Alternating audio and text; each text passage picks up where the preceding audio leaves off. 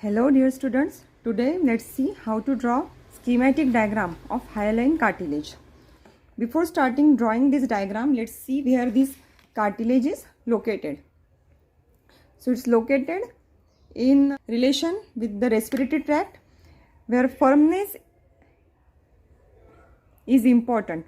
So that is the nasal cartilage, that is the septal cartilage of the nose, then laryngeal cartilage, that is the thyroid, cricoid and most of the part of arytenoid, tracheal rings, then bronchial cartilages. These are also hyaline cartilage. At the anterior end of the rib, you can see this is the costal cartilage. It is also a variety of hyaline cartilage. Then at the end of the bone on the epiphysis, the epiphyseal plate of cartilage. So these joint forming surfaces, that is articular surfaces of the bones, these are covered by the articular cartilage, which is also a variety of hyaline cartilage. In fetal life, the fetal skeleton is composed of this hyaline cartilage, which after ossification it forms bone, mature bone. This process is known as enchondral ossification, which takes place in cartilaginous model of the bone. Cartilage tissue is not as rigid as the bone. So this is about the location of hyaline cartilage. Now let's see how to draw H&E diagram of the hyaline cartilage. So very first, with this hematoxylin pencil, I am drawing this extracellular matrix of this specialized connective tissue, that is the hyaline cartilage. I am using the hematoxylin pencil for the basophilic extracellular matrix.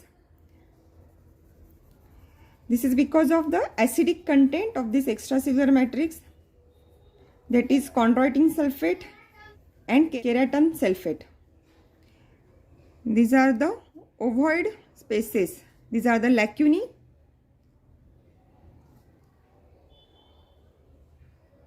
These lacunae, inside it there are cells of the cartilage, that is the chondrocyte. Cells of the cartilage, they are sparsely situated and not compactly or closely situated as like that of the other tissues. Inside the lacunae, these are chondrocytes, nuclei of chondrocyte. Cells are shrunken during the slide preparation, so clear spaces are seen in the lacunae. However, under electron microscope, you will see that these chondrocytes, they are completely filling the lacunae.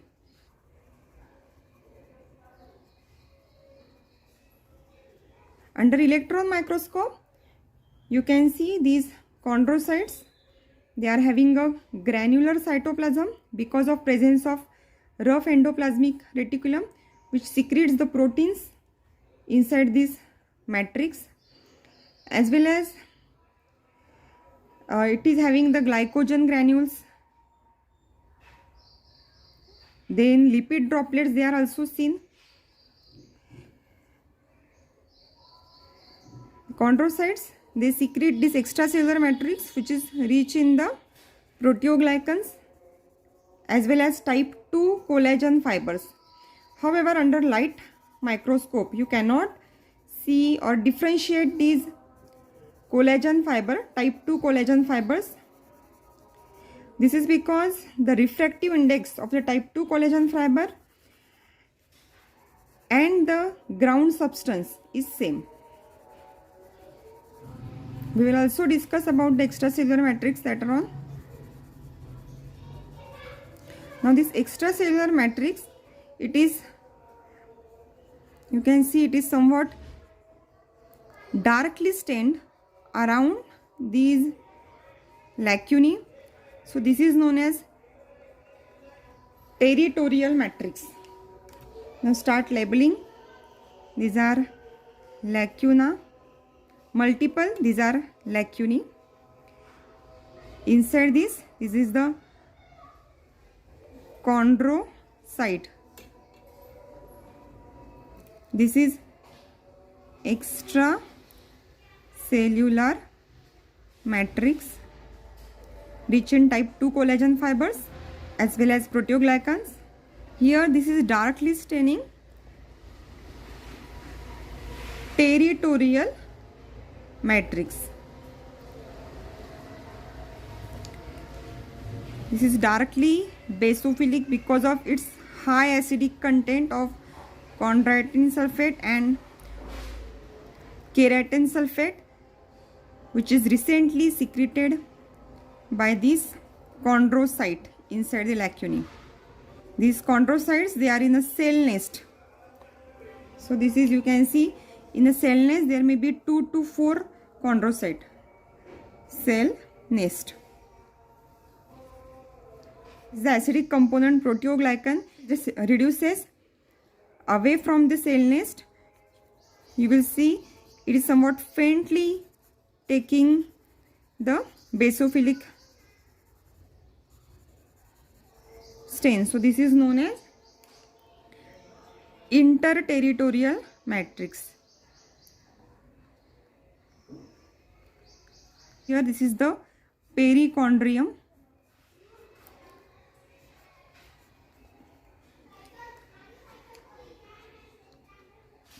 Peri, that means around the cartilage. So it is perichondrium.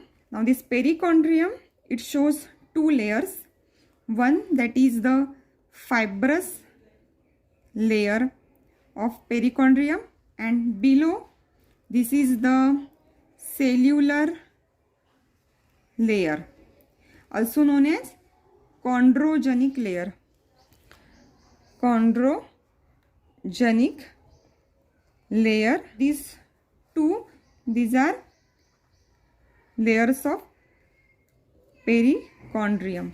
Now this fibrous layer of perichondrium, it contains fibroblast like cells as well as type 1 collagen fibers. It's a dense irregular connective tissue. It shows these capillaries. Label here the capillaries. Few endothelial cells, RBCs. Here this is the cellular layer below the fibrous layer of the perichondrium. It shows some spindle shaped cells like the fibroblast. These are chondroblast, which are formed from their precursor cells which are present in the chondrogenic layer. They are converted into these rounded chondroblast. So just below this chondrogenic layer you will see the mitotic figure in which the cells are in the process of division by mitosis. This darkly staining matrix, this is the capsule. Around it here you can see this territorial matrix, which is having this high concentration of proteoglycans, and in between this is the interterritorial matrix, which is taking lighter stain as compared to territorial matrix. Now here you can see there is no blood vessel inside this cartilage, so it's somewhat avascular structure, and the cartilage cells, it derives its nutrition by diffusion, as the water content of the cartilage is almost 70 to 80%.